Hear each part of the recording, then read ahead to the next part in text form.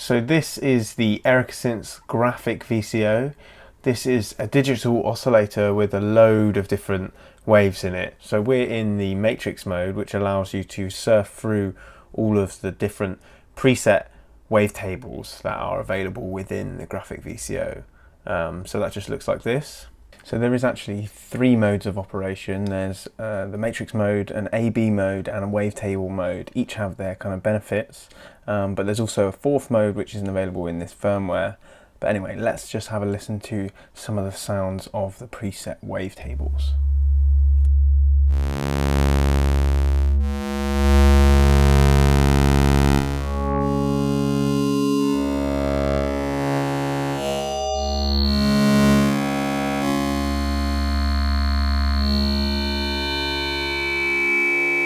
So as well as this main output, we've also got an output number 2, which is the sub output.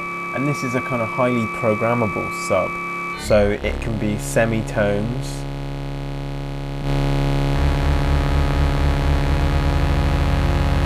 it could also be detuned slightly. And it doesn't have to necessarily just be a copy of the wavetable that's coming out of the main output. It can also be your regular waveforms, so your sine, triangle, sawtooth, or square. And this is really useful for if you wanted to, say, use the secondary sub output and process it differently. Now let's have a look at the wavetable mode. And basically what this allows you to do is take one of the preset wavetables, or you can make your own wavetables and then surf through the waves within that table.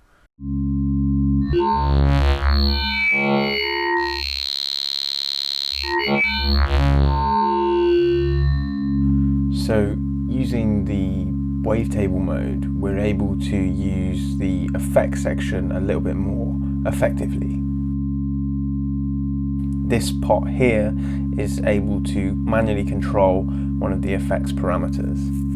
We'll look at the effects section in a bit more detail in just a second. However, there is 2 more modes. One of them isn't available in this firmware, and that's this live mode. What I imagine it will be is that we can use the X and Y inputs with CVs to draw our own waves on the fly. However, we can still draw our own waves using the editor in the AB mode. So if we just go in here, we'll start with a sine wave, and then we've got all these different tools to be able to shape that into a new waveform.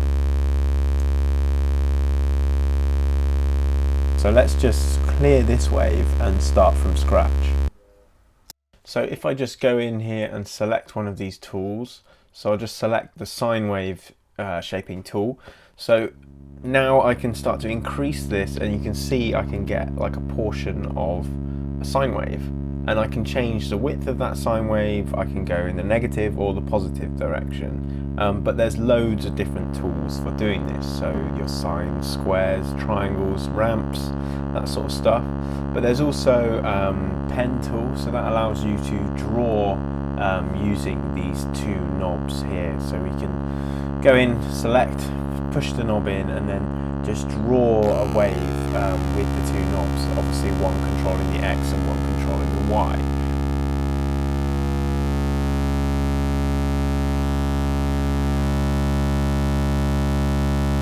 There's also this line tool, which just allows you to create a line between 2 points. So you set the 2 points and then click, and then you get a line.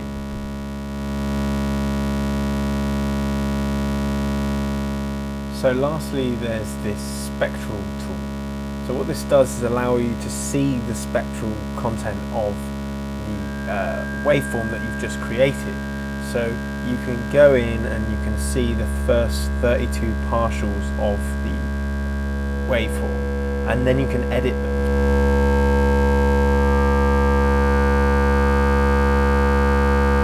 So once you're happy with the waveform that you've created and you've edited your spectral content, whatever, you can go in and save that, and it will just now appear within your wavetable list, and then you can create new kind of presets basically. So that's just a quick look at the different modes of operation. So now let's just have a look at the effects section and see what that can add to the waveforms.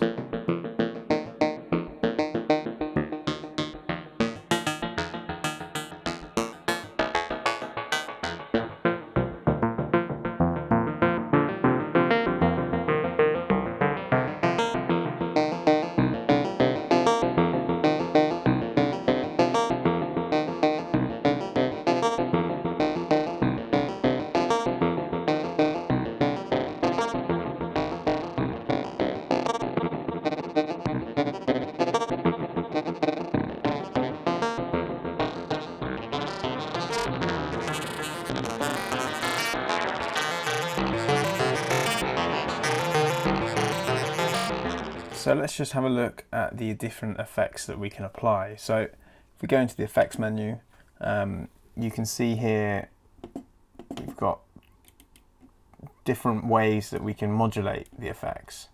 So we can do pot, which is just basically manual control. Modulation input, so that means that anything that comes into the X or effects input here will modulate the effect, and we can scale it and change the range, or we can use the internal modulation oscillator. So things like FM are better with the modulation oscillator. So let's just go up here and we'll just look at the different effects. So what we've got is the FM, obviously. We've got ring modulation. Again, ring modulation works well with a modulation oscillator or an oscillation coming into the X input. We've then got phase distortion. This tends to work better with a pot, a wave folder, a wave wrapper, which is in some ways similar to a wave folder but sounds very different. We've then got a bit crusher, which obviously you know what that is, and a drive, so that would just be a distortion essentially. So yeah, they're the kind of effects, and so let's just kind of blast through some patches that kind of demonstrate some of these effects. So let's just have a look at the phase distortion now. So these are the two waves that I've got that I can morph between. So I'm in the AB mode here. So that's my kind of original wave. So here is the phase distortion. We're using the modulation oscillator. We've got it going quite slow. We're using a sine wave and we've got sync off at the moment. So let's just hear.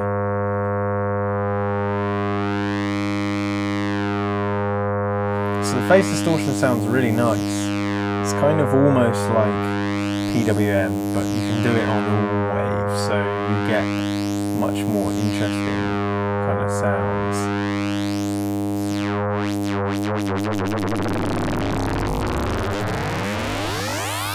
Obviously you can hear that the internal modulation oscillator goes right up into the audio range, which is nice to see.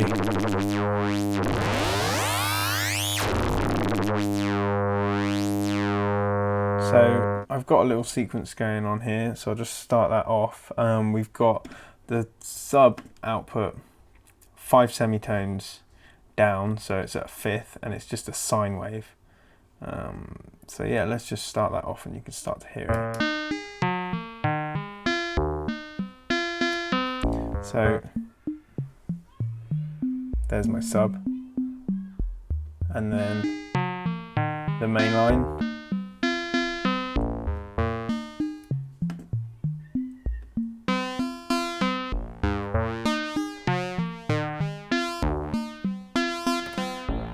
Put some delay on that.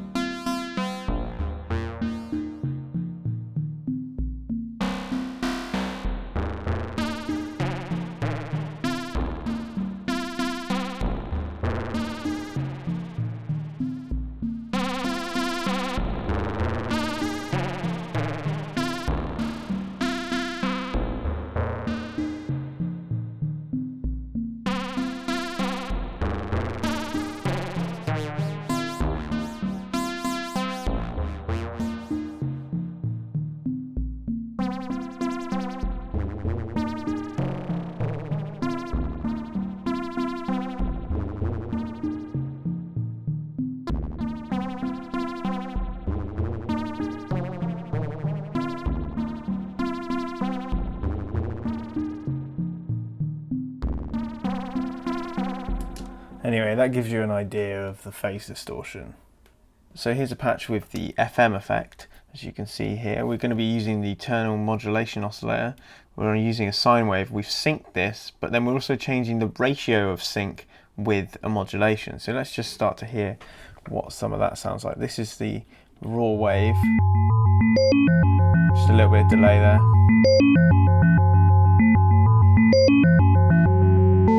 So we can morph between two different waves like that.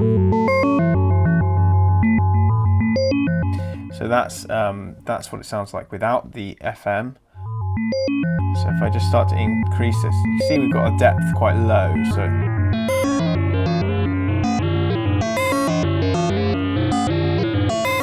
Now, without any VCAing, this kind of obviously sounds quite noisy and nasty, but what we can start to do is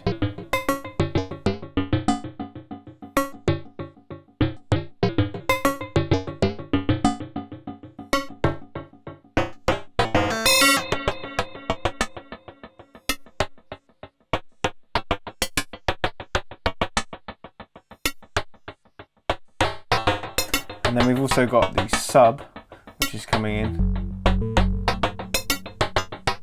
and that's just a copy of the wave. So we can start to increase the depth of FM there.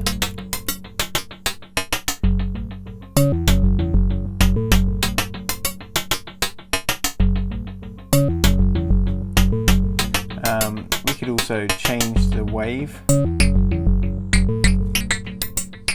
obviously.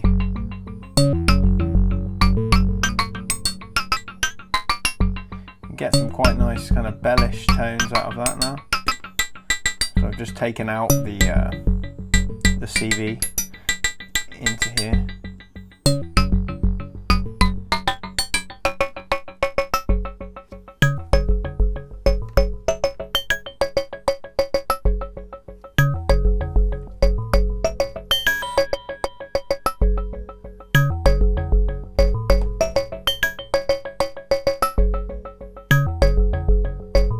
So you can see how the FM kind of sounds.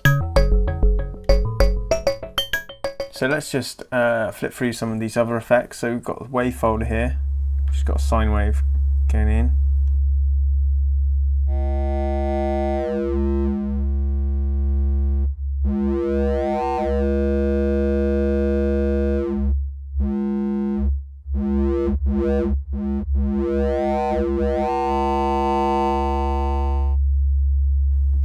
And obviously we're just doing that on the sine wave. Next we've got the wave wrapper, so a bit more kind of high frequency content with the wave wrapper.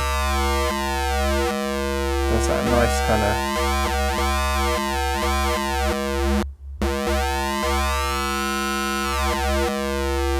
zappy thing as you go up. Next we've got the bit crusher. This is kind of quite subtle in my opinion. You can really only hear it start to come into effect right up in the higher ranges. However, if we've got a more complex wave, you can hear it a bit more. But I think they could have gone further with the bit crusher maybe. And then finally a drive circuit. So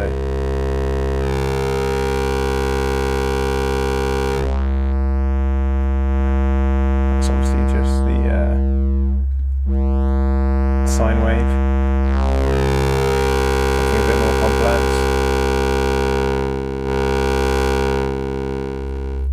Anyway, so I've got a little patch going on. What we've got is basically a kick drum that's kind of coming from the sub. So my sub is programmed to be 24 semitones below as a sine wave.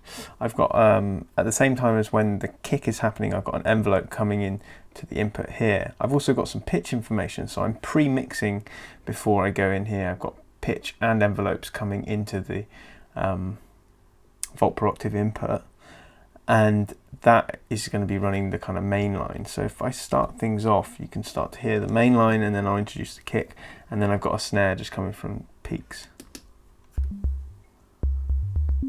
So that's my main line.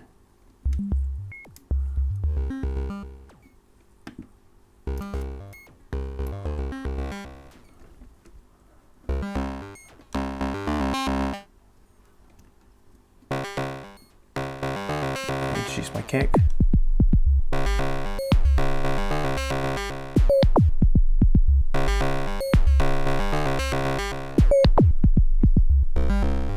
Snare.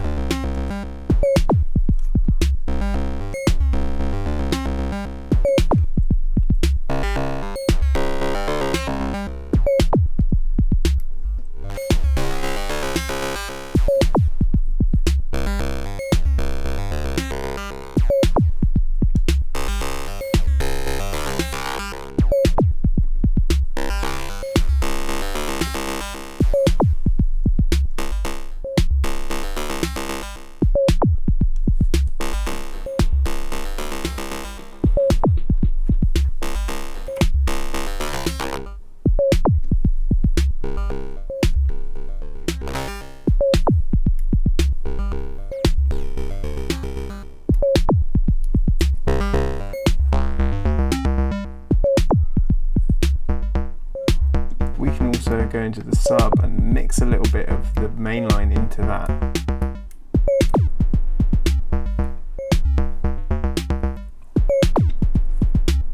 So anyway, that kind of gives you a little bit of flavour of the other effects. So there's a lot of stuff within the Graphic VCO that I'm kind of probably skipping over or going quite quickly through. That's because there's a lot to cover. But what I wanted to just show you quickly was a snapshot. So if you've created a wave like I have here with a programmed sub, so I've got some phase distortion going on. My sub is just a copy, but I'm happy with that. So what I can do to save all of these settings is save a preset. So if I just hold the back button, now I can save a new preset.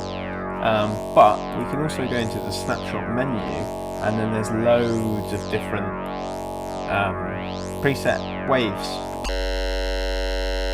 with different effects and subsettings.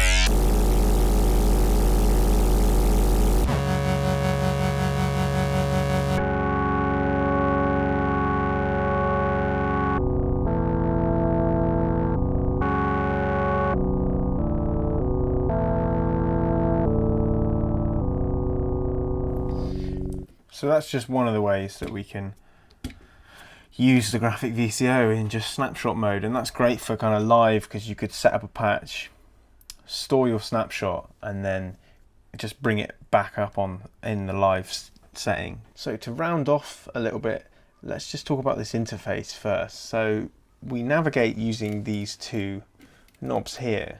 Most menus are divided into two kind of distinct kind of sections, which allow you to use these two knobs effectively. So for instance, this one is changing what effect, this one is changing the type of modulation, but then if we want to access these deeper functions, we then click this pot, and we've then got a back button as well.